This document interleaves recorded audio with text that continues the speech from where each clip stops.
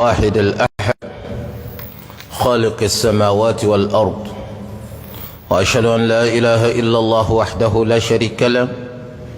له الملك وله الحمد يحيي ويميت وهو على كل شيء قدير وأشهد أن نبينا محمدا عبد الله ورسوله صلى الله عليه وعلى آله وصحبه وسلم تسليما كثيرا وبعد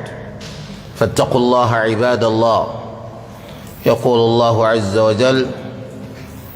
يا أيها الذين آمنوا اتقوا الله حق تقاته ولا تموتن إلا وأنتم مسلمون. عباد الله،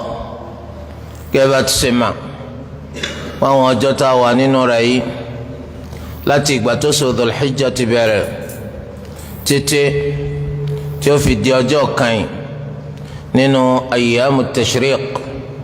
ìyẹn ọjọ́ kẹrin lẹ́yìn ọdún léyà. àwọn ọjọ́ yìí àṣewá lójú kòkòrò ká máa ṣe Allahu akbar Allahu akbar Allahu akbar la ilaha illallah Allahu akbar Allahu akbar walillahi alhamd, ká máa ṣe lọ́pọ̀lọpọ̀ nínú àwọn ọjọ́ yìí. tó bá ti wá di ní àárọ̀ ọ̀la tí í ṣe ọjọ́ Àrafà ti ọdún hijra 1445 eléyìí tá a wà nínú rẹ̀ yí báyìí, tó bá ti parí àsùbá a tún bẹ̀rẹ̀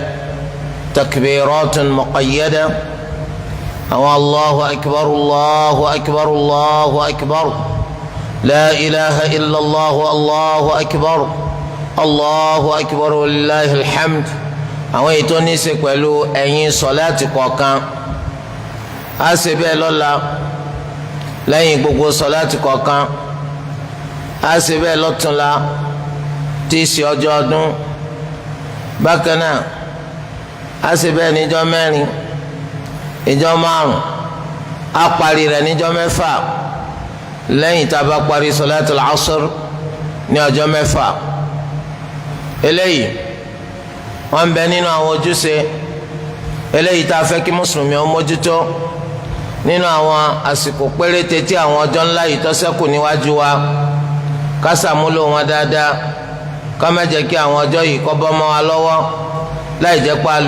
a lò fún dáadáa, a lò fún tí ó wúlò fún wa láyé àti lọ́la gbendal qiyama. tó bá wá di lọ́la ọ̀la tí í ṣe ọjọ́ Àrafà, ó pàtàkì kan pa pé kí gbogbo wa ká gbìyànjú àwa tá a lọ ṣe hajj láti ṣe ṣìyàmù lọ́la, nítorí hadith Ànábì Muhammad sallallahu alayhi wa sallam tó sọ nípa ṣìyàmù ọjọ́ Àrafà fẹ́ni tí ó lọ ṣe hajj. ó ní ahtasibu ala Allahi an yukaffira as-sanata allati qablahu was-sanata allati ba'dahu, rawahu Muslim. àwọn ń bẹ Allah ike kó tatara ṣìyàmù ọjọ́ Àrafà kó pa ẹ̀ṣẹ̀ ọdún tó kọjá àti ọdún tó tẹ̀lé Àrafà yìí kó bá ní fi parí. ṣìyàmù ọjọ́ kan ní aláfojúsùn pé Allah yóò fi pẹ̀sẹ̀ ọdún méjì rẹ̀. ìdí ni tó fi ṣe pàtàkì ike kó ní kálukú wa ká sojú kòkòrò láti rí pé a ṣe ṣìyàmù ọjọ́ Àrafà. lọ́la Àrafà àdúrà tó lọ́lá jù ọ̀nà làdúrà jọ Àrafà, eléyìí tó wá lóore jù tánàbí sallallahu alayhi wa sallam láwọn ṣe ládùúà lọ́jọ́ yìí àtàwọn ànábì tó síwájú àwọn. ọ̀nà ni la ilaha illallah wahdahu la sharika lahu lahul mulku wa lahul hamd wa huwa ala kulli shay'in qadir. afdalu du'a du'a'u yawmi Arafa wa khayru ma qultuhu أنا والنبيون قبلي لا إله إلا الله وحده لا شريك له له الملك وله الحمد وهو على كل شيء قدير. أدعى الله لاجو أنا لا أدعى جو عرفة إنتو سلولجو تمي أتوان النبي تسواجو مصلى جنا النبي لنبا وصل يوم أنني لا إله إلا الله وحده لا شريك له له الملك wa lahul hamd wa huwa ala kulli shay'in qadir. ǹjẹ́ o mọ̀ pé ọjọ́ Àrafà ó náà lọ́jọ́ tó ga jù nínú ọjọ́ ayé débi pé ọ̀pọ̀lọpọ̀ nínú àwọn èèyàn wọn ò mọ̀ nípa eléyìí lọ́fà ni wọ́n fi máa ń fi ọjọ́ Àrafà náà fi máa ń fi ráre. ọjọ́ Àrafà yìí kò sí tàbí ṣùgbọ́n ó náà lọ́jọ́ tó ga jù lọ́dọ̀ Allahu azza wa jal. ó yẹ kémi pẹ̀lú rẹ ká mójútó ká má jẹ́ kó lọ́mọ wa lọ́wọ́ báwọn. àdìsí kan wà léyìí tó ṣe pé náà tó fẹsẹ̀ rinlẹ̀ tí alimami Abu Dawud táwọn náà tó gbé jáde pẹ̀lú àwọn èèyàn míì. wọn lé Nabi sallallahu alayhi wa sallam wọn ni khayrul ayyami inda Allahi yawmun nahar. ọjọ́ tó lóore jù lọ́dọ̀ Allah òun náà lọ́jọ́ ọdún léyà. ọjọ́ yìí ìyẹn ọ̀túnla ìlànà ń pè ní yawmul hajj al-akbar, ọjọ́ hajj eléyìí tó tóbi jù.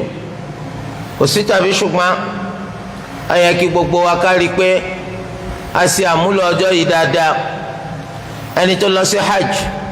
kò gbọdọ̀ ṣe suyamu l'Arafa. ẹni tí ó lọ sí hajj aṣọ ńlójú kòkòrò kó ṣe suyamu jọ Arafa, torí pé Allahu máa ń tàtàrà rẹ̀ pa ẹ̀ṣẹ̀ ọdún méjì rẹ̀ fún yàn. gbogbo wa náà la sì bùkátà àti jèrè àforíjìn yìí. gbogbo wa la fẹ́ kí Allah azza wa jal kó foríjìn wa kó ṣàánú wa. lọ́jọ́ Arafa yìí àwọn alálàájì wọ́n ti jí lọ sí Arafa lọ́la láti Mina. lónìí báyìí gbogbo alálàájì ti lọ sí Mina. ẹni tó fẹ́ ṣe hajj tamattu' tó ti síwájú bọ́ra alẹ́ lẹ́yìn ìgbà tó parí umra rẹ̀ wọ́n ti tún ihramu gbé láàárọ̀ yìí báyìí. wọ́n ti gba Mina lọ lẹ́yìn tí wọ́n ti dàníyàn hajj. amakété hajj tó bá kún umra lọ́dún kan náà ó máa ń túmọ̀ sí pé yẹn ṣe tamattu'. yàtọ̀ sáwọn ẹni tó dàníyàn hajj àti umra papọ̀ lẹ́ẹ̀kan náà tí èsì kan kọ́ parí umra kó tó di pọ́n dàníyàn ti hajj. àwọn eléyàn là ń pè ní wọ́n ṣe hajj qiran. ṣùgbọ́n ẹni tó kọ́ parí umra kó tó di pọ́n dàníyàn hajj, àwọn eléyìí là ń pè hajj wọn ní hajj tamattu'.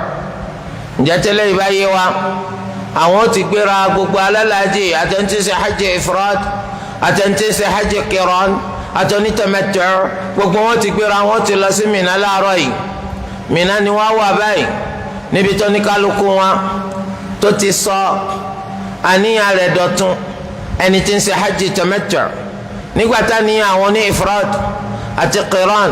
láti jẹ́ àkọ́kọ́ tó ti dàníyàn tó ti dúró digbí. èkíní kejì kẹta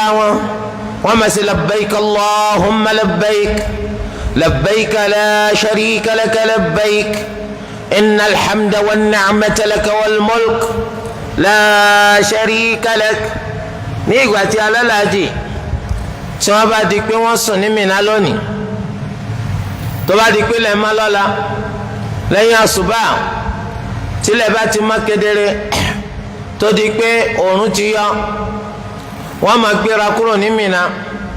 wọ́n mórílé Arafat. alálàájì yọ ṣọ́ra fáwọn àlọ́kàlọ́ àwọn ọ̀rọ̀ tí ò nítumọ̀ eléyìí tí wọ́n máa fi yọra wọn lẹ́nu bàtìrà ara wọn jẹ́. bí àlọ́ kan ìgbà yẹn tó bá wà ní Mina tó bá sùn kò gbọdọ̀ jarun pa kò gbọdọ̀ rúra oorun òkú ni wọ́n gbọdọ̀ sùn lédè kúkúrú níbo ń bẹ̀. àwọn oríṣiríṣi irọ́ àwọn ọ̀rọ̀ tó ń hóoru ọlọ́kan ọ̀jọ̀kan rẹ̀ ń bẹ lọ́dọ̀ àwọn olódo tí wọ́n fi máa tanra wọn dànù. nígbà tí ilẹ̀ bá ti má lọ́túnla àwọn gbéra wọn lọ sí tó bá ti má lọ́la wọ́n gbéra wọn lọ sí Arafat. ní Arafat ń bẹ̀ ibẹ̀ náà ni alálàájì kọ̀ọ̀kan ìní wọn máa wà láti ìgbà tí àkókò sọ̀látù dhuhr bá ti tó. wọn ò gbọ́dọ̀ kó ń bẹ̀ títí tí ó fi di pé òòrùn wọ̀. anabi Muhammad sallallahu alayhi wa sallam ó ní alhajju Arafa, ìdúró Arafa gangan ni hajj. tẹ́lẹ̀ ìbáyé wa àwa tá a wà lé à ń fẹ́ ká kẹ́nu ró tó bá yẹ láwọn arúgbó tí ò ní rọ̀ lọ́rùn àbálà rẹ̀ àyàfó obìnrin tí ń ṣe nǹkan oṣù àbí ìtẹ́jẹ́ bí máa ń jáde lára rẹ̀ oníkálukú wa ló wù ká pín wọn ṣàforíjì ẹ̀ṣẹ̀ fún eléyìí àwọn àjẹ sábàbí tí wọ́n fi ṣàforíjì ẹ̀ṣẹ̀ ọdún méjì fún ọ ó yẹ kó ṣàmúlò rẹ̀ dáadáa pẹ̀lú àwọn ẹni tó ṣàmúlò rẹ̀ àdúrà yìí kó pọ̀ lẹ́nu rẹ̀ ní tó máa fi ṣàdúrà lọ́la la ilaha illallah wahdahu la sharika lah lahul mulk wa lahul hamd wa huwa ala kulli shay'in qadir àtẹnití ń bẹ ní Àrafà àtẹnití ń bẹ láàyè yòówù láàyè tó sì wà láàyè tí ó ti kú tí ń sẹ̀mí oníkálukú wa máa wí ká ṣọ́ra fún àdádálẹ̀ eléyìí táwọn ẹni tó wà nílé tí wọ́n máa ń ṣe òun náà ní pé wọ́n pe kínní kan ní at-ta'rif àwọn náà fẹ́ ṣe àràfà ńlé báwo wọ́n yí sàràfà ńlé ẹni tó lọ sí Àrafà tó lọ sí ṣe hajj àwọn ló máa ń ṣe Àrafà yàtọ̀ sáwà tá a wà ńlé tí wàá ní ká ṣe siyam tí wàá ní ká pọ̀ ládùúgbò yìí lọ́ba tán ọjọ́ ńlá òun náà lọ́jọ́ Àrafà Olúwa Ẹlẹ́dàá wa ó máa ń sọ̀kalẹ̀ wá sí sánmà ilé ayé láti àkókò tí oòrùn ti yẹ tàrí lọ́jọ́ ti Àrafà yàtọ̀ sọ́jọ́ ayé gbogbo yòókù ọjọ́ ayé gbogbo yòókù nígbà tí òru tó bá ti kù ìdákanu mẹ́ta ti parí l'Olúwa wa máa ń sọ̀kalẹ̀ wá sí sánmà ilé ayé lójoojúmọ́ ayé tìjọ́ Àrafà ó yàtọ̀ láti ìgbà tó oòrùn bá ti yẹ tàrí ni Allahu Azza wa Jal ni ó ti sọ̀kalẹ̀ wá sí sánmà ilé ayé ọjọ́ ńlá lọ́jọ́ Àrafà ọjọ́ yẹn l'Olúwa máa ń bọ́kùn okùn náà kúrò lọ́rùn àwọn ẹrú rẹ̀ púpọ̀ jù irú ètí ò ní ṣẹlẹ̀ lọ́jọ́ mi ò ní wọnámá báyìí ni wọ́n máa bọ́kùn náà kúrò lọ́rùn wa ní ọjọ́ Àrafà wọ́n wá ní kò sí ọjọ́ kan tójú máa ń ti Ṣaitan nínú gbogbo ọjọ́ ayé bí ọjọ́ Àrafà kí ló dé nítorí pé rírí tí ó rí pé Allah ọ̀nbọ̀kùnrin lọ́rùn ogunlọ́gọ̀ ẹgbẹ̀rún gbèje àwọn ẹrú rẹ̀ àwọn ẹni tá a ti ní wọ́n wọná tẹ́lẹ̀ tí wọ́n ní wọná má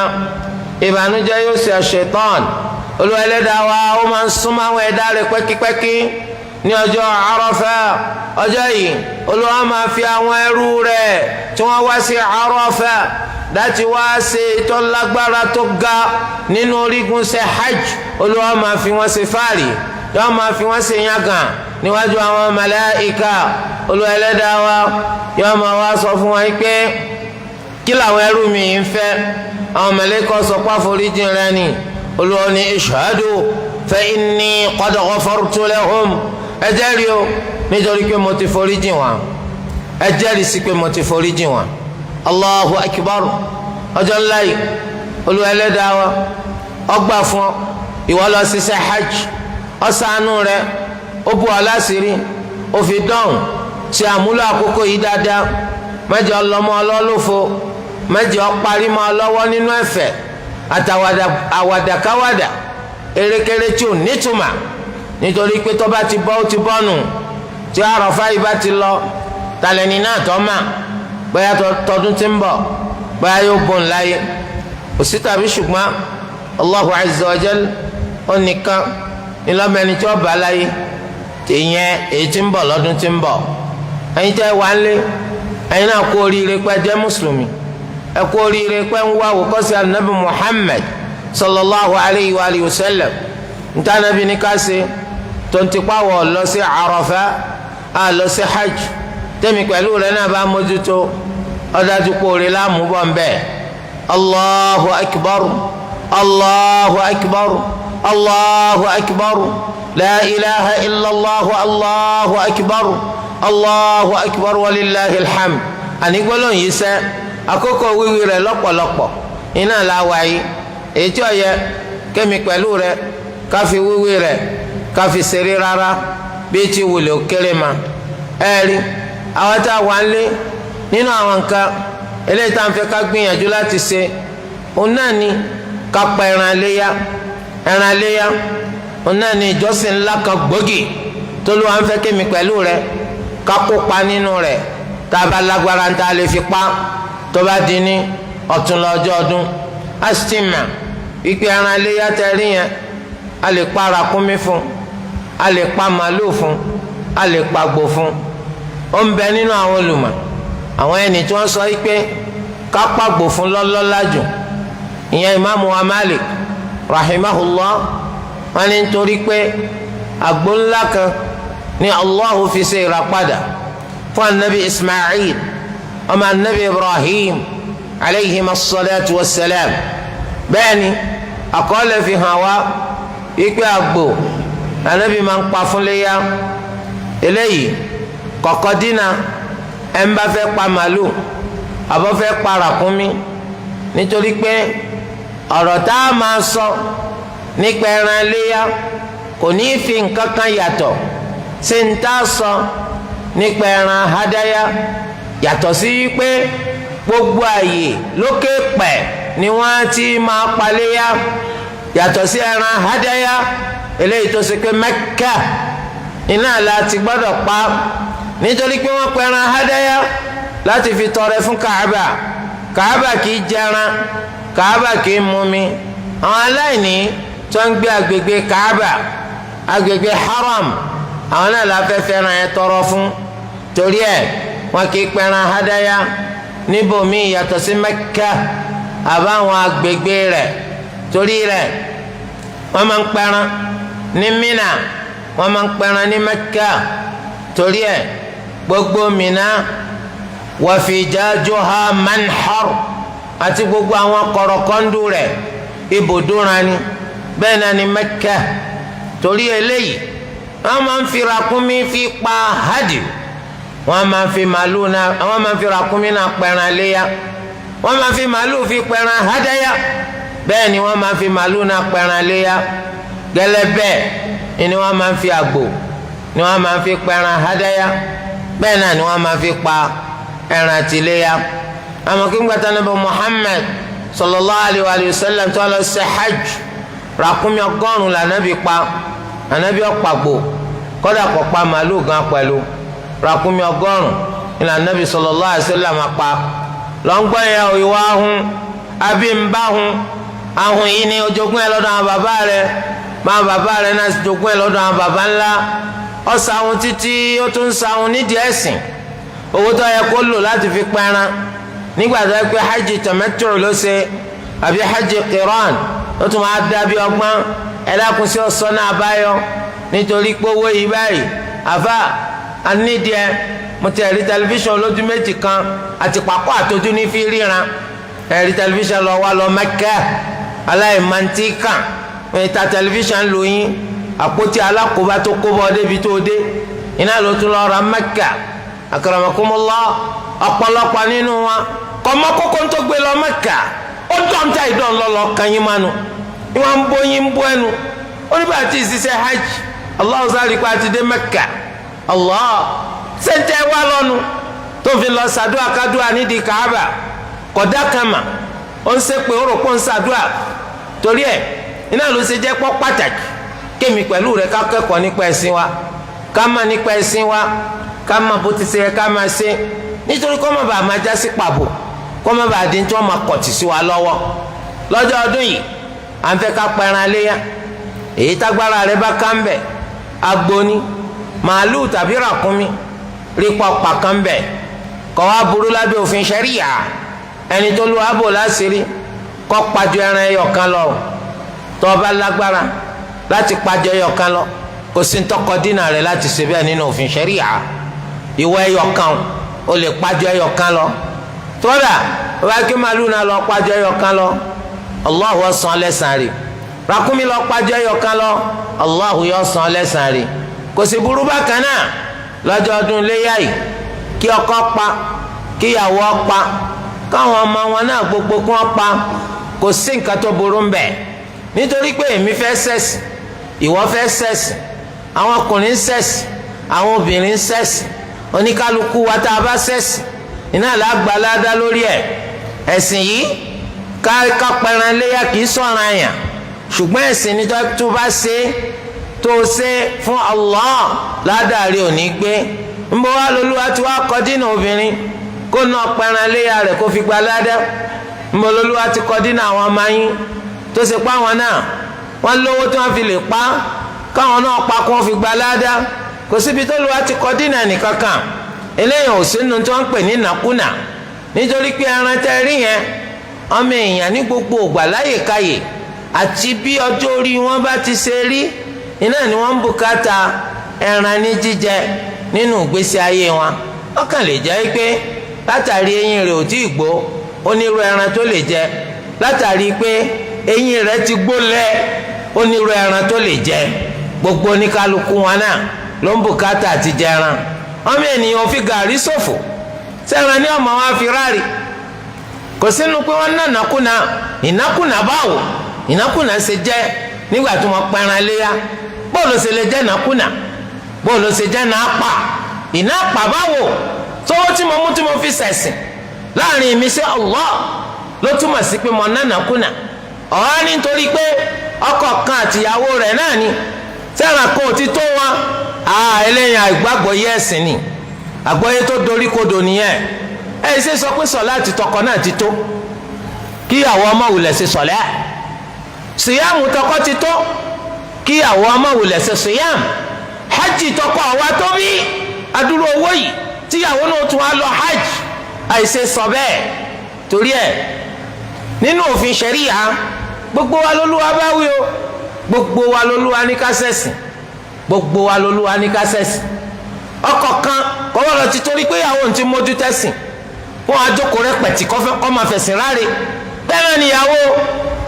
wọn náà múra kó lè o má tanra rẹ dànù ọkọ mi lè máàmù ni olùmọ̀ni Allahu sáwọ́ tiẹ̀ mami ṣé wọ́n á ṣeéṣe kọ́ mú ọkọ mi wà lùjẹ́nà kọ́ máa ń bọ́ ń bẹ̀ wọn kálukú ó ṣe ṣírò tiẹ̀ lọ́tọ̀ọ̀tọ̀ ni ṣé tiẹ̀ kọ́ gbalada rẹ èmi ló ṣe tẹ̀mí má gbalada mi àwọn ọmọ àwọn òbí ma nítorí ká lè bá fi dájọ́ fún jahannam torí àwọn ọmọ wa náà gbogbo ẹ̀sìn tá à ń ṣe à ń pa àwọn náà láṣẹ kó wọ́n máa ṣe ètò ọba jọ́ra yàn à ń sìn wọ́n lójú kòkòrò kó wọ́n máa ṣe eléyìí tí ọba jọ́ra yàn. torí di eléyìí gbogbo ẹni tó lówó bá fi agbára rẹ̀ ká kọ́pa ẹ wá pẹran ẹ má fi sáhùn o ẹ má fi sáhùn o ọ̀dánìkan jẹ́ ẹ fẹ́ lómìn ẹbùn wọn lẹ́bùn bẹ́ẹ̀ ẹ fẹ́ lómi ẹ fi ṣe sàrà ń bẹ́ẹ̀ ẹ̀yin náà jẹ́ ń bẹ́ẹ̀ ẹ̀yin náà jẹ́ ń bẹ́ẹ̀ nínú hadith anabi Muhammad sallallahu alayhi wa sallam ó ní ẹ jẹ nínú ara léyà yín àmọ́ lẹ́yìn ijọ́ mẹ́ta lẹ́yìn léyà nǹkan kan gbọ́dọ̀ ṣẹ́kù lọ́dọ̀ yín gbàtọ́ dọ́dún mi sàhábì bíi anabi Muhammad sallallahu alayhi wa sallam ǹjẹ́ bá ti ṣe lẹ́sìn iná la gbọ́dọ̀ tún ṣe lọ́dún yìí anábì ní rárá o mo rí i pé èèyàn mú ọ̀dádá ibi ń pa àwọn èèyàn ìlọ́fà ni mo fi sọ bí mo ṣe sọ lẹ́sìn àmọ́ lọ́dún yìí ẹ jẹ́ ẹ kó pamọ́ di gbogbo ìgbà tẹ́ bá fẹ́ ètò túmọ̀ sí pé ó bùyàn jẹ́ ń bẹ̀ ó fi ṣe sàrà ń bẹ̀ kó yòókù pamọ́ di gbogbo ìgbà tó o bá fẹ́ ọba àkó pamọ́ látọ̀dún yìí títí dẹ̀mí kò sí nǹkan tó burú mbẹ̀ àmọ́ níbẹ̀rẹ̀ ebi ń pa àwọn èèyàn ojú ń pa àwọn èèyàn Ànábì ní àwọn oríṣiríṣi ọ̀nà tí máa fi kọ́ yàn lẹ́kọ̀ọ́ ó ní ẹ gbọ́dọ̀ jẹ́ kẹ́ran yẹn ó ṣẹ́kù lọ́dọ̀ yín lẹ́yìn ijọ́ mẹ́ta sọdún wọ́n sọ pé ẹ fún yàn jẹ ẹ pin kọ́ tán àmọ́ ó ńlá ká ẹ ti gbọ́ yìí torí bá ọba kúndùn ẹran ìwà nìkan àtìyàwó rẹ àtọmọ méjì odidi àgbo kan kápẹ́ntẹ́ ẹ̀bùn yẹn ojú tàn ká lọ àtàpá kan ẹ̀yin mélòó nù ọkọ àtìyàwó àtọmọ méjì àwọn mẹ́rin ẹ wá dẹnu kọ ẹran àgbo kan ẹ yàgbẹ́ kọjá fi kí á fún abẹ́ níyà ẹnìkan ò ní kìlọ̀ fún yín tẹ́ẹ̀fì dẹ́kun ẹ̀ pé ó tó báyìí kọ́lá tí a máa sọ pé ẹran ló dínkù nú ẹ̀jẹ̀ òun ọ̀jẹ̀ àjẹsọ́ọ̀tì ó sì rẹ léṣe bàjẹ́ tó ṣùgbọ́n ní ìsìn Ànábì sallallahu alayhi wa sallam títí dijọ́ gbẹ̀ndà al-qiyama ó ní ẹ̀jẹ̀ ẹ̀bùn yàn ẹ fi ṣe sàrà ẹ kó pamọ́ di gbogbo ìgbà tó bá wù yìí eléyìí túmọ̀ sí wípé alhamdulillah adúpẹ́ fún Allahu azza wa jal ẹ̀rí àwọn ẹran tá a fi máa ń pa ẹran léyà lẹ́tí gbọ́n àti bá ti ṣe ẹran tá a bá pa fún léyà ẹni tó pa léyà ta ni àwọn kan ti lọ hajj àwọn kan lọ hajj ẹni tó lọ sí hajj kì í pa léyà ẹran hadaya ń làwọn pa pàápàá jùlọ ẹni tí ń ṣe hajj tamattu' tàbí hajj qiran ẹni tí ń ṣe hajj ifrad kò sí ẹran hadaya tọjọ ràn yẹn lórí rẹ̀ kó pa àfi tó bá wù láti pa láti inú wa àwa tá a wá wà lé àwa lápàléyà àwa tá a wà lé lápàléyà oníbẹ̀rẹ̀ ṣe bẹ̀rẹ̀ oníkẹ́ bẹ́ẹ̀ ṣe mọ̀ pé mo ti wọlé yá báwo ní í ṣe lọ́dún yìí ẹran wọn àwọn aláàgbọ̀ Yorùbá débẹ̀ yẹn o bó wọn ṣe máa wọlé yá lẹ́kùnwó wọn máa gbà tó fi wọlé yá yà gbọ́ lẹ́nu ẹ ó ní ẹ tẹ́yìn bá ti lọ hajj ó ti wọlé yá ní bọ́ńbẹ́ níbo ìṣẹ̀lẹ̀ àti sọ́bà àrò òdo tẹ́ ń gbé kánú o bẹ́ẹ̀ bá ti lọ hajj ọdọọdún ni wọ́n máa palẹ̀ yá torí ètò pamaka nọ́mbà 1 lọ́dọọdún kọ́ yọ máa pa náà ni kọ́ba àmọ́ rówó yóò di ẹran kọ́ ètò pamaka kéésì ẹran léyà náà ń pè alhadiyo ẹni tí wàá ní lọ Mẹ́kà láéláé ńkọ́ ó sì lówó tó fi lè rẹran máa pa fún léyà tó ò ní pa léyà ni nǹkan ló dó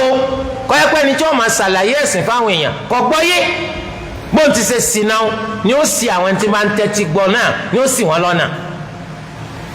ọ̀tọ̀ lẹ́ran tó ń pa ní hajj ọ̀tọ̀ lẹ́ran léyà ẹran tó ń pa ní hajj orúkọ rẹ̀ ní alhadi wọn là ń pè Yorùbá ní hadaya alhadi ìyẹn ni pé ẹ̀bùn ẹran tí wọ́n fẹ́ fi bùn Kaaba kì í jẹ kì í mu àmọ́ àwọn aláìní tí ń gbé agbègbè Kaaba la fẹ́ pẹran yẹn há fún èyí tẹ̀yìn ń panlé ni wọ́n ń pè lẹ́ran léyà ẹran léyà yìí ẹni tó lu abo láṣìírí tó lówó tó lè fi rà á ò ní wọ́n ní kó pa ó lówó tó lè fi rà á kò sí nǹkan kan tó tú láṣìírí rẹ pé kó pa ọlọ́àjìrì kò sí nǹkan kan tó kẹran iléyà pẹ̀lú mọ́ lọ́àjìrì ẹni tó bá ti lágbára rẹ̀ ò ní ọ̀pá òsáyè fẹ́ni kan láti máa fi ọ̀rẹ́ nígbà ó sì ń paléyà tí wọ́n ti lọ ájì ni ó rí i pé ibi tó do bá wọn dénú oníkálukú tó jẹ́ mùsùlùmí òun náà ni ọ̀pọ̀ ẹran iléyà tó bá lágbára rẹ̀ wáyé o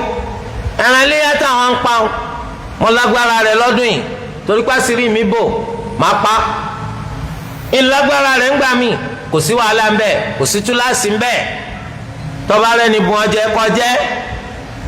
so ọ̀rọ̀ pé ojú tẹ ń tì mí ìlẹ̀ jáde máa bá a ṣe ti rí dìde báyìí mo lẹ̀kì mọ́lẹ̀ mọ́ palẹ̀kùn dé kí ló dé ó nítorí pé ìrẹ́ran pa lọ́dún yìí la ilaha illallah ó sì lè máa fi àjẹ́ rẹ̀ ó túmọ̀ sí pé ọmọ pẹran lillah yẹ ṣe nítorí Allah ló ṣe ń pa kárí mi ni ọfẹ kí wọn sọ pọ bẹ̀rẹ̀ òsílẹ̀ ọdọọdún náà lọ ń pa ò níbẹ̀rù Allah àwọn èèyàn lọ fẹ́ gba aládá lọ́dọ̀ wọn ni ó ní àwọn máa ń sunkún ìyàwó náà ń banújẹ́ wọn banújẹ́ kọ̀kọ́ kọ́ máa sunkún kọ̀kọ́ ra súwìtì fún wa ọmọ máa ń sunkún tó bá ti fún súwìtì yọ dákẹ́ ìyàwó tí sì ń banújẹ́ fàmára kò sí wàhálà ń bẹ́ẹ̀ agbára wọ ká ṣé ká lọ jalè kí wọn máa lé ọkọ rẹ kápó lè onógbe rárá o rárá òun kọ bẹ́ẹ̀ ni torí ẹ ò lè rí pa lọ́dún yìí zakatu gan tẹ rí o àṣírí yìí lè bò débi pé ẹyọ lọ́dún yìí ọdún tí ń bọ̀ kò sówó ẹ̀yin gan retí ẹni tí ó fún yín ni tí wọ́n sọ pé ẹsẹ̀ ní ẹsẹ̀ torí pé lówó tẹ lè fi yọ bẹ́ẹ̀ náà ohun tó ń jọra yẹn gan ká tó wá pẹran iléyà tí ì sọ̀ràn yìí akramakumullah ẹ kíyèsí ẹran tẹ bá ra o ẹni tí ń tẹran kò sí ń tọkàn o kọsá ti lọ́nlẹ̀ ń tiẹ̀ o ẹran tẹ rà fún léyà anabi sallallahu alayhi wa sallam ẹni kẹ ṣọ́ra fáwọn àlébù mẹ́rin tó ẹ pé tọkànnù rẹ bá ti ń bẹ lára ẹran yìí ò ní wọlé yà o alákọ̀ọ́kọ́ al-awra al-bayyinu awaruha ẹran olójú kan tọ́hàn pé ẹlẹ́yinjú kan lélẹ́yìí ẹ gbọ́dọ̀ fi paléyà o wal-marida ẹran tí ń sáré albayyinu maraduha tó hàn pé aláàárẹ̀ lélẹ́yìí ẹ gbọ́dọ̀ fi paléyà o wal arja arọ ẹran tó hàn pé arọ lélẹ́yìí táwọn akẹgbẹ́ rẹ̀ bá ń sáré kò ní lè lé wọn mú yóò máa sáré tiro ẹ gbọ́dọ̀ fi paléyà o wal ajfa allati la tunqi bákan náà ẹran tó ti gbẹ hàn gógó tó ṣe pé kò sí mùdùnmùdùn kan nínú eegun rẹ̀ kò sí fi paléyà anabi sallallahu alayhi wa sallam ó ní kẹ́ ṣọ́ra fáwọn ẹran báyìí alimami Tirmidhi rahimahullah àwọn ni wọ́n gbé jáde. bàbá fẹ́ pẹran léyà àkókò tá a pẹran léyà wá sí ọ̀nà ní lẹ́yìn gbàtà bá parí salatul Eid nítorí hadith anabi Muhammad sallallahu alayhi wa sallam ó ní man dhabaha qabla as-salah fa innama yadhbahu li nafsihi wa man dhabaha ba'da as-salati wal khutbatayni faqad atamma nusuka wa asaba as-sunnah muttafaqun alayhi. An-nabi sallallahu alayhi wa sallam ó lẹ́nikẹ́ni tó bá fi lè pẹran léyà rẹ̀ kó tó di pa ṣe salatul Eid ọkàn pẹran fúnra rẹ̀ ó fẹ́ jẹran ni. amẹ́nìkẹ́ni tó bá pẹran lẹ́yìn sọlá àti lẹ́yìn gbàtà parí kútúbà onítọ̀hún ó ti pẹran rẹ̀ dáadáa ó sì ti ṣe ń tó ṣe déédéé pẹ̀lú lànà nàbà Muhammad sallallahu alayhi wa sallam. wọn Sahih al-Bukhari àtàwọn tirami wọn lọ kàn nínú àwọn sahaba nígbà tó di ọjọ́ léyà ó sáré pa ẹran kó tó di pọ́n ṣe salatul Eid lọ́ba nàbí Muhammad sallallahu alayhi wa sallam olónìjọ́ ọjọ́ tọ́mọ èèyàn máa kúndùn ẹran tí wọ́n sì máa kórìíra ẹran wọ́n máa kúndùn rẹ̀ kórìíra rẹ̀ ó wá wù mí kọjá pé ìgbà tí màá pẹran tèmi sí àsìkò tí wọ́n kúndùn rẹ̀ ní ọ̀bọ̀ sí. ẹ̀yin náà mọ̀ pé ìka méjèèjì máa ń ṣẹlẹ̀ lọ́jọ́ ọdún wọ́n kúndùn ẹran láàárọ̀ wọ́n máa ṣe ńbárà káwọn ọ̀rẹ́ ẹran jẹ tí wọ́n bá fi di pọ́jọ́ kẹnubọ pọ́ńkọ́ ẹran ti sú kálukú wọ́n wọ ẹran sínú abọ́ fún ọ pé máa jẹ ẹ ṣe torí kíni ó rí i pé inú rẹ ti ń pisẹ́ inú ti ń pisẹ́ ẹ̀rù ọ̀ máa bọ̀ ọ wá ní àsìkò tó ń fẹ́ du ẹran tó ń sí àsìkò tó mi èèyàn máa ń kúndùn rẹ̀ ni ló jẹ́ kí n pa ká tó ṣe sọ̀lẹ́ à ṣé mo rí pa ànábì ló rí pa ọ̀pọ̀ ẹran mi dípò rẹ̀ torí ẹ má kanjú o ṣe sùúrù lẹ́yìn sọ̀látul Eid ńlọ tó pẹran léyà rẹ̀ má pẹran ṣáájú ẹ̀ gbogbo ẹran tó bá pa ṣáájú ẹ̀ ẹran wù ọ jẹ ni bí ẹran tá à ń pa lọ́jọ́ lásán ni kò ní í já sẹ́ran léyà tipátipá eku kaka ló fi rówó eléyìí o tún wá lọ dáràn bọ rẹ lọ́rùn kọ́ ara mi lọ́nà wo lọ́gbà rówó nǹkan lè díẹ̀ kéèyàn gbọ́ràn ó wúlò púpọ̀ wáyé o wọn bùkátà kan dóde lè má mú o wọn bùkátà kan dóde lè má mú nítorí pé lè má mú ó rẹ́ran rà kọ́ fẹ́ kà wá torí lè má mú lè rẹ́ran rà kọ́ má rẹ́ran rà kọ́ kan wá òun náà mùsùlùmí níbi tiwa àṣírí lè bò àṣírí lè má bò tọ́ba ní ká dúró dè tí ọba rówó rà ńkọ́ títí ijọ́ mélòó ńlá máa dúró dà àwọn ẹran tiwa tá a so mọ́lẹ̀ ká máa wojú wọn dìgbà tí lè má mú bá tó pati àbí lè má mú rówó rẹran wọn á mẹ́ran lọ Eid wípé wọ́n fẹ́ du lójú yín kẹ́rì ibi tí àwọn ti rí ta rò kúrò lọ́wọ́ àwò pé kò sí rò mí níbi ìbáyìí ó nìkan ló ń wà ń bì tí ìsìnkú nìyẹn yóò dá sóhun. àwọn ẹranko náà ní òye tiwọn díẹ̀ náà bá lóye díẹ̀ kí ló dé tó kọrí sí àgbò tó kàn tó lóun rò pé oníjájọ kàn ní. so ẹran bá jákùn ibi tá a ṣe sami Allahu liman hamida ẹran ti rìn jìnnà ngbàtí lè má mọ fi sálámà àwọn ẹran tì gbọ́dọ̀ àwọn ẹran lọ ìmọ̀ ṣẹlẹ̀ o wàláhì ìmọ̀ ṣẹlẹ̀ lọ́jọ́ ọdún tí ẹran jàkùn tóró rí i pé gbogbo yín yúnífọ́ọ̀mù yín ọ̀jọ̀ tó àkíyàn kílẹ̀ mọ̀ wá sí ẹ̀ sì ṣàlàyé àwa awọ ẹran lọ́jọ́ ọdún àárí ìjọ kejì ọdún àárí ìjọ kẹta ọdún àárí ìjọ kẹrin ọdún àárí ọjọ́ ọdún rántí tán àwa àárí ìjọ kẹfà tẹ́lẹ̀ yàwó ọ̀bọ̀ sí ma torí àwọn olùmọ̀ẹ̀sìn Islam wọn là bùkátà rẹ̀ lè má mú kọ́ pati ẹ̀ka ọ̀nà pati àdìtà Ànábì sọ pé lẹ́yìn sọ̀lá finish. bẹ́ẹ̀ni al-imam Abu Ja'far al-Tahawi rahimahullahu ta'ala nínú tírà wọn sharhu ma'ani al-athar ni wọ́n ṣe ṣàlàyé fún wa eléyìí al-imam ibn Hajar al-Asqalani táwọn náà dàkọ nínú tírà wọn Fathul Bari. àbùkátà pé ilé ìmáàmù kan du ẹran kan kọ̀ọ̀kan wa kó du kọ́ má du nbọ ni Allah ti ní ká dáwó fún lè máàmù tí ọba rówó rà kò sí. wàyí owó tó fẹ́ du ẹran léyà ìwọ là ń fẹ́ kọ́ fọwọ́ ara rẹ du má bẹ nìkan du bá a sì ṣe máa ń du ẹran wọn náà ní ká fi ẹgbẹ́ ẹran yún ká fi lélẹ̀ ká kọjú rẹ̀ sal qibla tẹ́ bá ti fi ẹgbẹ́ ẹran tẹ́ fi lélẹ̀ tẹ́ kọjú rẹ̀ sal qibla ẹ sì rí pé pọ́n ọbẹ̀ ní ó mú dáadáa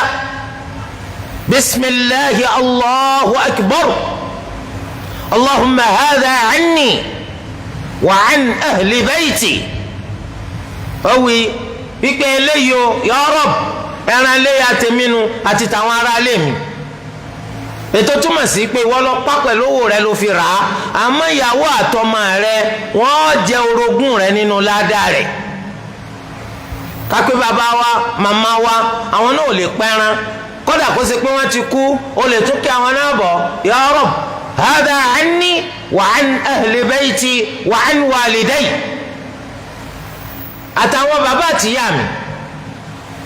ló túmọ̀ sí pé àtiwọ́ àtàwọn lẹ́jọ̀ gbà ládàá. tọ́ba wa jẹ́ pé ò lè du torí pé òjò ni ọ́ ó lè du tọ́ba wẹ́ nìkan tọ́ba bọ́ du yẹsà ti ṣàkíyèsí kò du lóko ara rẹ̀ ó du lóko ọwọ́ tó níní kò gbọ́dọ̀ pa lóko ara rẹ̀ o kọ́mẹ́dì wípé ẹran dẹran ẹlẹ́ran ká ṣàkíyèsí láàrin yẹn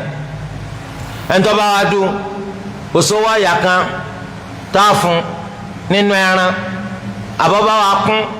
àní fi ẹran fi sanwó ọ̀yà fún àfún lówó sẹ́rẹ̀ ní tó bá wù yín láti bùn lẹ́ran eléyìí ọ̀tọ̀ àwọn pé gbogbo ẹni tó bá ti bá ní dú ẹran ọlọ́lọ́run rẹ̀ kò sí nǹkan tọ́jọ́ bẹ́ẹ̀ nínú òfin ṣẹ̀ríà àwọn lè má mú tí wàá lọ pọ́n bẹ́ẹ̀ ládùúgbò gbogbo wọ́n máa tọ̀ lójúlé pé bàbá yín imam òní wọ́n máa bá yín du gbogbo ọrùn ẹran kan tó bá ti dúró lónìí kò sínú ṣẹ̀ríà ọ̀nà túnijẹ́ lásán ni wọ́n ní kó pẹ́ran rẹ fúnra rẹ ọba sì lè pẹ́ ń tọ́ba bọ̀ pa jazakumullahu khayra wọ́n bá fẹ́ gbowó pọ́ńbọ́ọ̀dù ẹ̀fún lówó kí ni wọ́n ń pè ní dúdú ran ẹ ti fẹ̀gbẹ́ rẹ̀ lélẹ̀ ẹ gé gògóńgò rẹ̀ àti kásán méjèèjì tó wà ní iwájú àtẹ̀yìn tó bá tẹ́ bá ti ṣe báwọn ó ti parí ẹ ti pẹ́ran ẹ jẹ́ kẹrin ó nísinmi ẹ má fún dáín lọ́nà tó yẹ pé kò ní lè rúra ẹ jẹ́ kó kú lálàáfíà kẹ́jẹ́ rẹ̀ ó jáde ní rọrùn. wáyé o ọ̀dà tó bá jẹ́ pé ẹran yìí báyìí ẹ̀bùn yẹn lẹ́bùn nínú ẹ̀ ẹ fi ṣe sàrà nínú ẹ̀ lọ́jọ́ ọdún yìí kan náà ẹ má jẹ́ kí gògóńgò àwọn ẹni tó fẹ́ gbẹran lọ́dọ̀ yín kọ́ máa ṣe tòlótòló láì rí ẹran kẹwàá ló di lọ́la ọ̀la ń lè pẹ́ jù lójú ẹni tí ò ní sẹ̀mí dọ̀la torí délé ẹ fún wa lónìí ọ̀dà púpọ̀ kẹlẹ́yìn okó ń bẹ kẹ́yìn náà nísinmi ẹlẹ́yìn jẹba àwọn ó túmọ̀ sí pé ẹran léyà yìí à ń fẹ́ kó jẹ́ pé ẹran tó lálàáfíà lọ rà ó sì rẹran kárí mi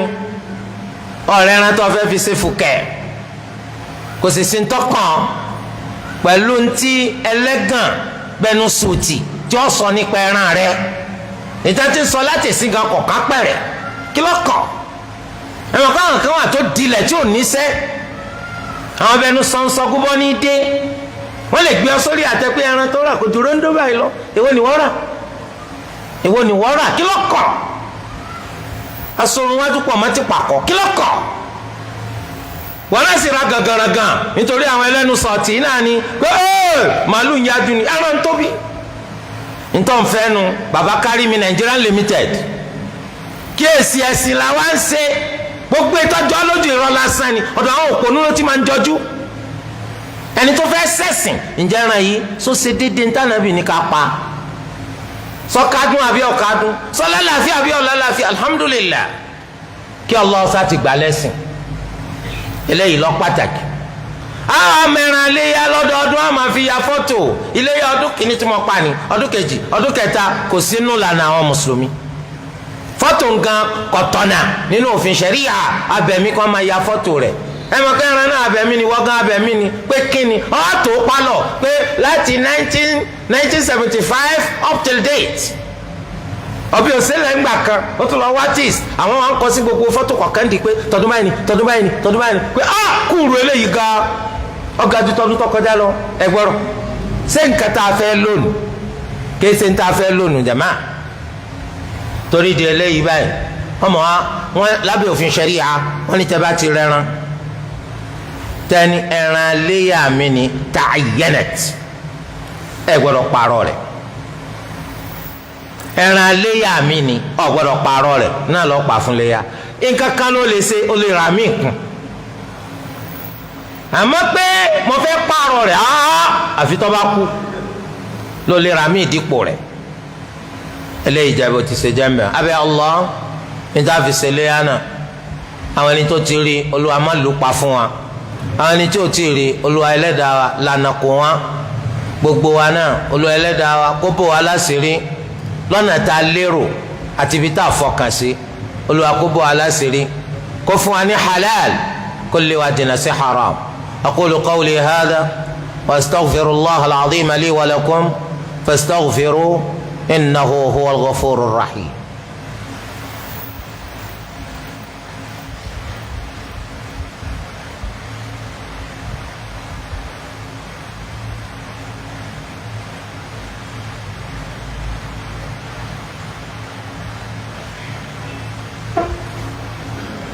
الحمد لله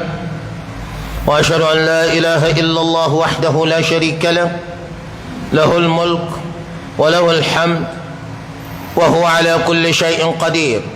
وأشهد أن لا إله إلا الله وحده لا شريك له وأشهد أن نبينا وحبيبنا محمدا عبد الله ورسوله صلى الله عليه وعلى آله وصحبه وسلم تسليما كثيرا وبعد فاتقوا الله عباد الله وراقبوه في سركم وعلانيتكم تفلحوا مع المفلحين. قال الله عز من قائل ولقد وصينا الذين أوتوا الكتاب من قبلكم وإياكم أن اتقوا الله عباد الله. أنا كاني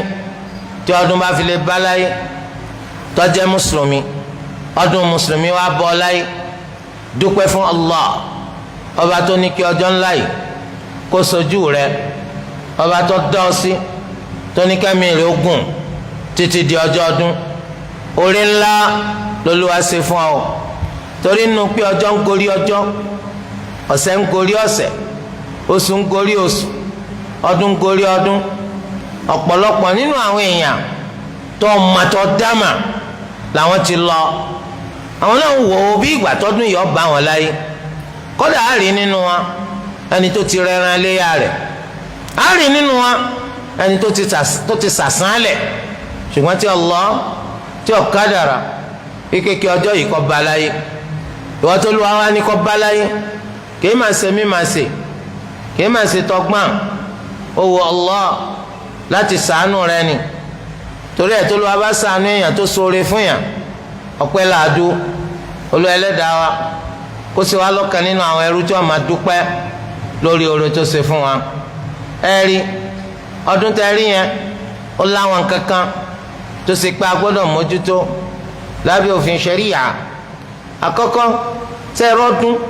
nínú òfin ti ṣẹ̀ríyà ó jẹ́ àmì kan tó hàn tí ń fi hàn wá pé ìsìláàmù sì ń bẹ nínú àmì tó hàn ni tí ń fi hàn wá pé ìsìláàmù sì ń bẹ. ìdí ni tó fi jẹ́ kó à ń fẹ́ ká jáde lọ sóde gbayawu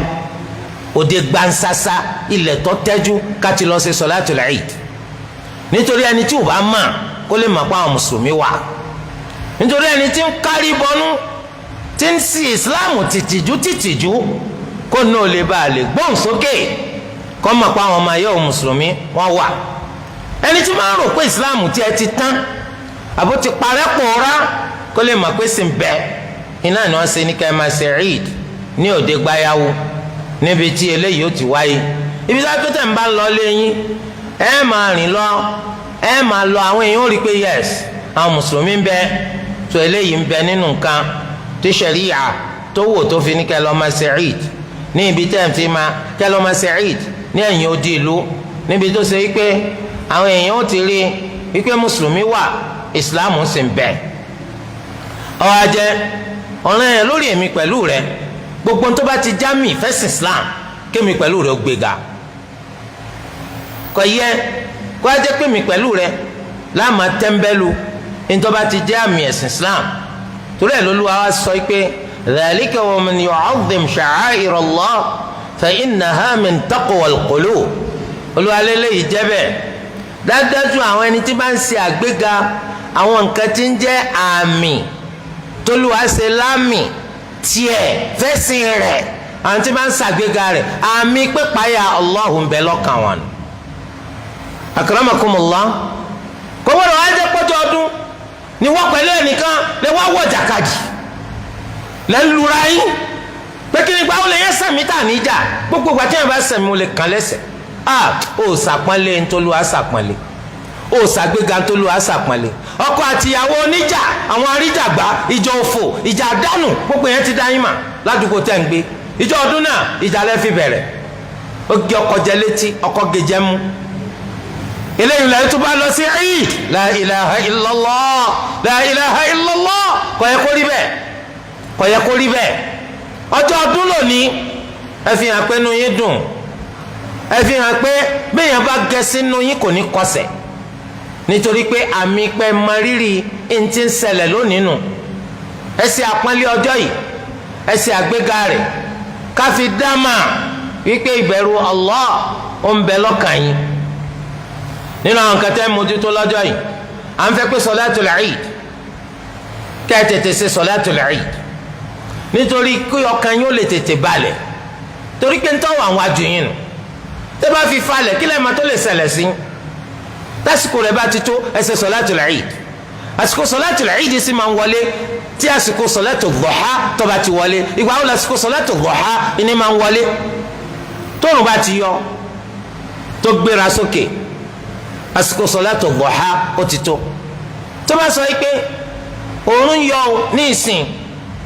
ní agogo méje ó kù ṣẹ́jú mẹ́ẹ̀ẹ́dọ́gbọ̀n agogo méje ó kù ṣẹ́jú mẹ́ẹ̀ẹ́dọ́gbọ̀n ẹ fi ṣẹ́jú mẹ́ẹ̀ẹ́dógún kún agogo méje ó kù ṣẹ́jú mẹ́wàá àsìkò Duha ti tó gbà náà lásìkò Eid náà ti wọlé torí pé Eid náfìlà ni àsìkò tí àti ṣe náfìlà ti jẹ́ ntọ́tọ́ lẹ́yìn ìgbà tó òòrùn ti yọ ìgbà náà làkókò sọ̀láàtùl Eid ńlọ tó ẹ má lọ́lá jù nítorí pé tẹ́ ẹ bá lọ́lá ọkàn yóò ní balẹ̀ ẹni pé tẹ́ ẹ bá lọ́lá ìlà ìlò ìlọkàn yóò máa ṣe pé àmọ́tí lọ Eid àmọ́tí ṣe Eid àmọ́tí lọ Eid àmọ́tí ṣe Eid kí lẹ́yìn mà tó lè ṣẹlẹ̀ sí ẹ tètè mẹ́lẹ́yìn kó ń bẹ̀ tọ́ bákan náà ó tún wá nínú ẹgbàáwọ̀ ọ̀rọ̀ ó wá nínú ẹgbàáwọ̀ ọ̀rọ̀ látọ̀dọ̀ Al-Bara ibn Azib radiyallahu anhuma ọlọ́nàbí Muhammad sallallahu alayhi wa sallam ọba wa sọ̀rọ̀ lọ́jọ́ ọdún léyà ó wá ní inna awwala ma nabda'u bihi fi yawmina hadha an nusalli àkọ́kọ́ ń tà fi bẹ̀rẹ̀ lọ́jọ́ wa lónìí ní sọ́lá ẹni pé ní ọjọ́ ọdún àkọ́kọ́ ń tà ọkọ̀ ṣe tọ́jú ṣe solatul Eid tó túmọ̀ sí pé wọ́n fi falẹ̀ tó eléyìí jẹ́ nǹkan àkọ́kọ́ bákan náà nínú àwọn nǹkan táwọn fẹ́ ká mójútó lọ́jọ́ ọdún wọn náà ní Allahu akbar Allahu akbar Allahu akbar la ilaha illallah Allahu akbar Allahu akbar walillahil hamd eléyìí tá a sọ pé a ti bẹ̀rẹ̀ láti ẹ̀yìn àṣùbà lọ́la táàsì máa lọ táàmà ṣe lọ bẹ́ẹ̀ lọ́túnla tọ́jọ́jọ́ ọdún ìjọ mẹ́rin ìjọ márùn tá parí rẹ̀ níjọ mẹ́fà lẹ́yìn sọlátul asr. àmọ́ wa wí gbólóhùn yìí náà sẹ́mi pé takbiratun mutlaqa ó sì wà títí di ìjọ kẹrin ọdún yìí náà. èyí tá à ti ń wí gbogbo ìgbà ní ìsìn òun náà láti máa wí tá n bá ń lọ eid ńlá máa wí tá a bá dé eid àní dákẹ́ ẹnì kò sì gbọ́dọ̀ máa wí ká máa dáhùn àbí ká máa wí papọ̀ kó máa wí ká máa dáhùn ká máa wí papọ̀ àdádálẹ̀ oníkálukú máa wí tiẹ̀. ní ọjọ́ ọdún à ń fẹ́ kó oníkálukú tó bá ti darí eid ọ̀nà tá a gbà lọ́kọ́ ni ká gbà bọ̀ ọ̀nà tá a gbà lọ sí eid ònkọ́ lọ́nà tá a gbà bọ̀ bí ìsì anabi Muhammad sallallahu alayhi wa alihi wa sallam tabati wa darí láti eid ẹ̀yin tẹ́ ní ẹran léyà tẹ́ fẹ́ pa ẹ lọ pa àfẹ́ kẹ́yìn jẹun àfẹ́ kẹ́ mú mi títí tẹ́ fi darí eid kìí ṣe sùyàmù ni wọ́n ń pè lẹ́yìn o àìjẹ àìmúyún títí tá fi darí eid lásán ni à ń sì ń ṣe bẹ́ẹ̀ kọ́ sí ọ̀gá wa anabi Muhammad eid ó yọ ọmọ kọ kí ni ọmọ lọ kí ló dé ǹjẹ́ kankan látàárọ̀ ẹ̀fún búrẹ́dì jẹ àtẹwà òun ọ̀fẹ́ jẹun tó fi padà lé sáàjì òkú sí wa lọ́rùn ìwọ́tọ́ ẹ̀ pò ní pẹ́ran ọ̀hán ló ní òní jẹun ó ṣe ní jẹun sẹ́mi pé karambani níbi karambani ńgbà tó o bá jẹun tó o bá mu ìwọ òsì lẹ́ran tó o fẹ́ pa wọ́n ti wá ní ẹni tó pẹ́ran o ńgbà ó bá pẹ́ran rẹ̀ tán nǹkan kan nínú ẹran ni ó fi tẹ́lẹ̀ nu sẹ́wọ́n kí karambani ǹjẹ́ ìmú láì lẹ́ran tí mo fẹ́ pa yóò bí karambani ẹ̀ wá fẹ́mi náà nú ẹran yìí ìwọ òsì pẹ́ran kankan torí ẹ̀ sẹ́ra rẹ bó ṣe ma ó lẹ́ran tó pa jẹun rẹ kò sí wàhálà tọ́ àwa pẹ́ran ètò bá rọ ọlọ́run ni o láti jẹ́ kó tètè jẹ́ ọwọ́ alárọ̀ọ́wọ́tó rẹ kó jẹ tó bá pé bí gògóńgò rẹ lọ́ba tètè wà alárọ̀ọ́wọ́tó rẹ kò sí wàhálà ń bẹ kò sí ẹ̀rí kan tó sọ pé gògóńgò ni ọ jẹ o má jẹ tán o bí tán lọ́ba tètè sáyẹn marhaba èyí tó atágbára rẹ bá tètè débẹ̀ tọ́wọ́ rẹ bá tètè ká òsì òfin kan tó sọ pé yíyan ni ẹyán o ẹ má ṣe kẹ́ ẹ bọ́ o ẹ má di o kò sófin náà ọ̀nà tí wọ́n bá fi máa wọ́n wé sí bàbá jẹ́ bàbá lè jẹ́ tútù ọlọ́mà àmọ́ tí wọ́n bá rọ ṣẹ̀rí ọgbà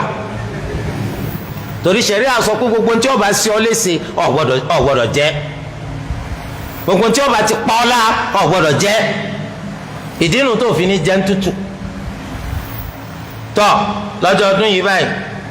kẹ́ tó lọ Eid láàárọ̀ à ń fẹ́ kẹ́ wẹ̀ kẹwẹrú wẹ tẹ máa wẹ̀ fún jánábà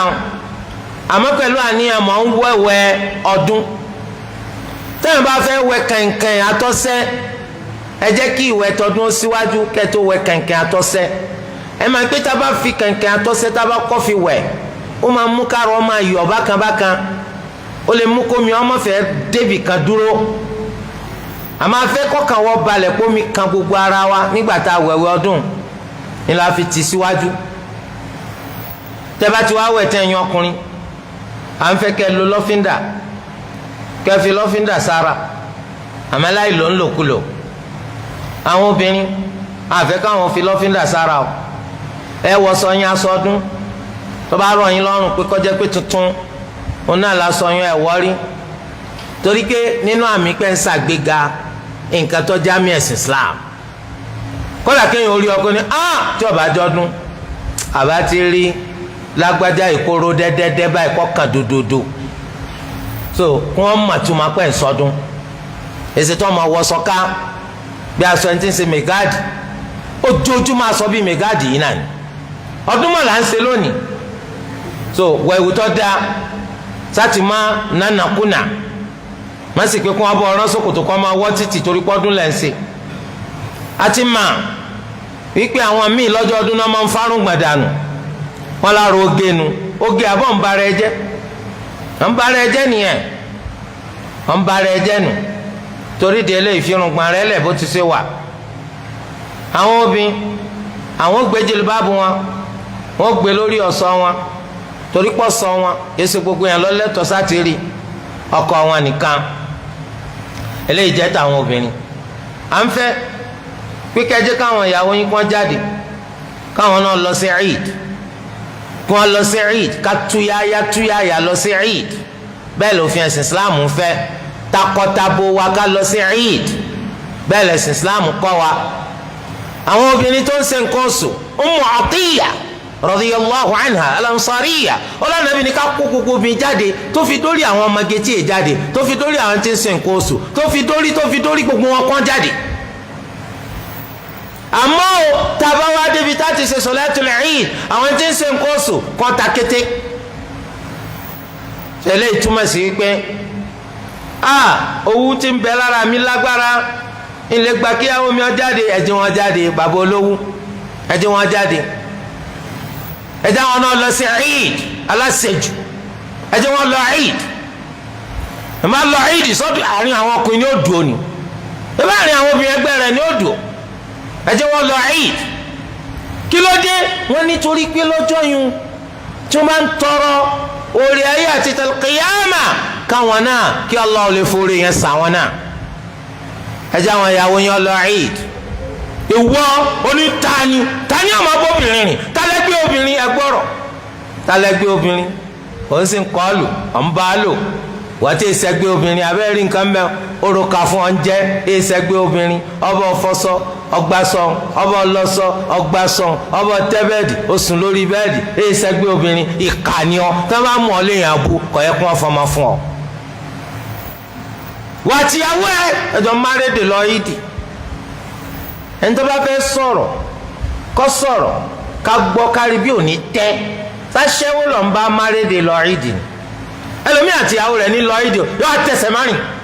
òun ti fi bí mítà mẹ́ta jọ ẹjẹ́ yára wọ́n parí sọ láti bẹ́ẹ̀ lọ bàbá ìwà yín ọ̀dà ìyàwó ẹni mo lọ ọ̀pọ̀lọpọ̀ jà tẹ́ǹtì parí jọ torí kò ṣe bẹ́ẹ̀ sí rí ó sì rí táwọn èèyàn ń fa àwọn ìyàwó wọn lọ ní ìdì wọ́n á sọ pé tẹ́lá pẹ́ bá mi lé o tẹ́lá sì pẹ́ máa tilẹ̀kùn o torí mi tún lọ́ọ́ bí ká o ojoojúmọ́ pa ká máa pèsè bíi sọ́jà yìí náà ni. so eléyìí túmọ̀ sí pé jẹ́ kí ìyàwó rẹ̀ náà má dunnú àwọn ọmọ rẹ̀ náà jẹ́ wọ́n má dunnú pé masha Allah la quwwata illa billah à ń fẹ́ ká jẹ nínú ẹran iléyà wa o àmọ́ ẹ dákun ẹjẹ́ asọ́jẹ́ kò ní dá kápọ́dún là ń ṣe ká tún á máa lọ hospital torí kíni níta jẹ ni a sì jẹ a ti jẹ lájẹjù bọ́ bá sọ́jẹ́ torí pé ẹ rí i pé kìí ṣe pé àìjẹran o à ń jẹran jojúmọ́ náà ẹ̀ tí ọ̀rẹ́ ẹran jẹ́ ń jẹjá àmọ́ bí Olúwa ti ṣe dá wa ni pé nǹkan tó ṣe pé kìí ṣe pé àìjẹ tába fi lè bùn ara jẹ jù lẹ́ẹ̀kan náà system arọ dàrú sotọ́ máa ń jẹ díẹ̀díẹ̀ ìwọ náà ló ní ẹnìkan ọ̀bọ̀ọ̀dù má jẹ kọjá be careful kò gbìyànjú láti má jẹ ọjà sí pé ọdún là ń ṣe hospital wọn gbé wọ lọ ọ pàtàkì wáyé o jẹ nínú ẹ kò túmọ̀ sí pé kó kọ́ tíjọ kẹ́ máa fi jẹran léyà o àwọn míì ò tún wá rọ tíjọ yóò pa àwọn ọ̀rẹ́ rẹ̀ bí ẹ máa jẹran ẹ máa fọtí gbé lọ ó ṣeni láàánú fún ọ irú wọn gẹ́rì pé wọ́n ṣe mùsùlùmí gidi àwọn tó yẹ pé wọn kì í ṣe sọlẹ́ wọn ò ka ìsìláàmù kún kankan tílé abádé òlẹ́ran rẹ̀ ó tóbi jù lọ́rùn rántí pé mahmudu wọn sọ kì í ṣẹ̀sìn kankan ọ̀daràn yájú irú wọn lẹ́rìí ti ń ṣe bẹ́ẹ̀ ó sì ń bẹ́nu wọn lórúkọ ìlú wọn nítorí pé wọ́n ń ṣe ọdún léyà wọ́n wàá dáwó jọ lórúkọ ìlú wọ́n lọ gbé lérè wọ̀lú wọ́n sọ pé léyà là ń ṣe kọ́dà gan ni ètò yà mí lẹ́nu púpọ̀ ìlú kan níwájú mọ́ṣáláṣí ńlá ìlú wọn ni wọ́n tún dé bánàmà pípọ́ ní fújì báyìí ń bọ̀ níwájú mọ́ṣáláṣí ó lágbára torí ẹ má bá wọn dán wò wọ́n ní iléyà night àǹkárá láì wọlé o wọn náà ti lọ gba àǹkárá òfò àǹkárá àránù kí lọ wá débẹ̀ Eid ní ká lọ ẹ sì pera yín lọ ká lọ sí Eid ká sì ṣe sùúrù ká gbọ́ khutuba ó pàtàkì púpọ̀ bẹ́ẹ̀ bá ń bọ̀ wálé ẹ pààrọ̀ ọ̀nà kó burú ká kíra kú ọdún kẹ́ bá àwọn sàhábà wọ́n ti ṣe máa ń kíra wọn pé taqabbalallahu minna wa minkum salihal a'mal abẹ́ Allah kó gbà àwọn ẹsẹ̀ rí lọ́wọ́ wa àtẹ̀yìn náà kó gbà lọ́wọ́ tìyín náà. wáyé o jama wọn lọ da púpọ̀ irú ọdún báyìí kí ló dé tá à ní jọ péjọ máa jẹ ó kéré jù nù ilé rẹ̀ kó má jẹ́ kí wọ́n bu tiẹ̀ fún ọ lọ́tọ̀ kó wọ́n bu oúnjẹ sínú abọ́ ńlá ìyàwó rẹ̀ jókòó wọn náà jókòó àwọn máa jókòó kájọ máa kọ́ ọ̀bọ̀ ká máa jẹ wọ́n ní máa bífẹ̀ ó sì máa ń sóògùn ebi wọ́n nítorí pé oúnjẹ tí wọ́n jọ ń jẹ papọ̀ ìyí máa yó wọn kò ní pọ̀ lọ títí yóò sì yó wọn àlùbáríkà máa wọ̀ ọ̀bẹ so tó bá péjọ ọdún tó bá ṣerú eléyìí náà ọ̀dà púpọ̀ nítorí káwọn èèyàn mọ̀ bá máa ṣe ntí ọ̀dà lásìkò ọdún torí kí dùnú wa fún ọdún kó lè bá a nítumọ̀ iná làásẹ̀ ń ṣe ẹ̀kú ọdún lọ́nà tó ṣe pé ìdùnnú rẹ yóò tún lékún sí ìmọ̀ tó ní àtòyé nípa ẹ̀sìn yóò tún lékún sí kókó rẹ̀ nu ó mọ̀túmọ̀ Islam ó ní fẹ́ kó nu Islam Olúwa Ẹlẹ́dàá kó má yọ èmi pẹ̀lú yín kó nu Islam Allahu azza wa jalla ọdún tí ń bọ̀ yìí kó ṣèmi pẹ̀lú yín lọ́kàn nínú ẹni tí ó bá láyé Olúwa Ẹlẹ́dàá wa tó bá bá wa láyé ìjọsìn tá à ń fẹ́ ká ṣe ń bẹ̀ kó Olúwa kó fún wa ṣe tá a bá rí i ṣe kó Olúwa kó tẹ́wọ́ gbà lọ́dọ̀ wa káwọn rántí nígbà tá à ń sọ̀rọ̀ nípa ìdájọ́ ń tọrọ máwọn ọjọ́ ńláńláńlá eléyìí tó kù níwájú wa nínú mẹ́wàá gbẹ̀yìn mẹ́wàá àkọ́kọ́ nínú oṣù Dhul-Hijjah yìí kárántí pé gbogbo ọ̀rọ̀ nípa rẹ̀ nǹkan kan ni o nínú àìmọye nǹkan tí Olúwa fi rán Ànábì Muhammad sallallahu alayhi wa sallam sí wa kó fi ṣàlàyé kọ́ wa lẹ́kọ̀ọ́ Ànábì yìí nínú wọ rẹ̀ lórí wa oníkémi pẹ̀lú rẹ̀ ká máa ṣe àsọ̀láàtù fún